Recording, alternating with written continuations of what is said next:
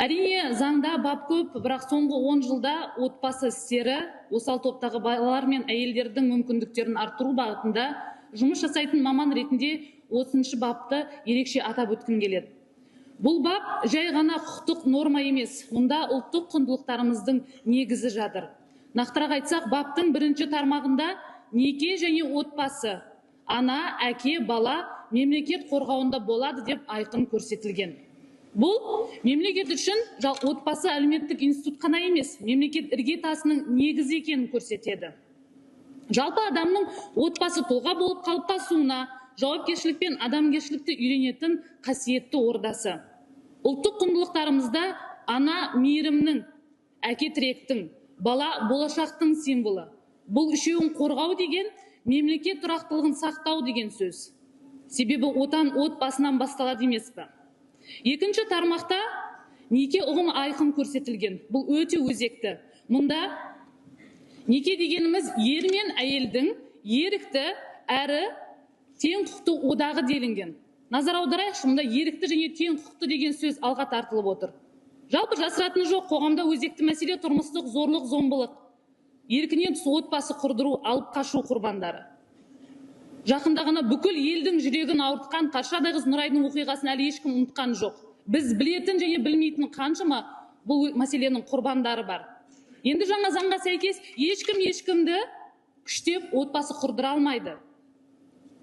Ер мен әйелдің одағы тұрмыстық зорлық, зомбылықтың емес, қауіпсіздіктің кепілі болатын одақ. Бұл дегеніміз қаншама қарагөз қыздарымыздың болашақтағы бейбіт өмірі мен құқығын сақтау деген сөз. 30 баптың мен үшін бір ерекше бір бөлігі бұл ата-ана жауапкершілігі туралы айтылуы. Нақтырақ айтсақ, заңда ата-ана бала тәрбиесіне, балаға қамқорлық жасауға құқылы әрі етене міндетті делінген. Бұл жерде де құқық пен міндет сөзі қатар айтылып тұр. Жалпы сіз білесіз бе, біз қоғам бұл дабыл қабатын ерте жүктілік, тұрмыстық зорлық, зомбылық, суицид, кәмелет жасқа толмаған жастардың арасында қылмысқа тап болған тырнақша ішінде сәтсіз бала образының артында жауапкершілігі жоқ қаншама ата-ана тұр.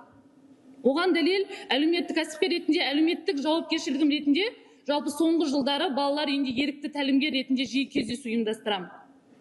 Біз көбіне балалар үйіндегі балалардың ата-аналары жоқ, немесе туа біте сонда өсіп жатыр деп қателесеміз.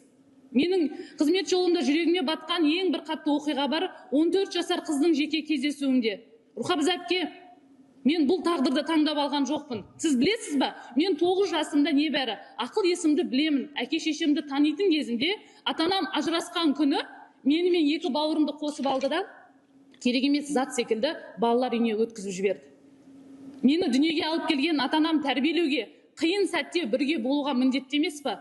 Олардың жасап жатқанына заңда, жазада жоқ па деп жылаған мен әлі күнге дейін ұмытқан жоқпын.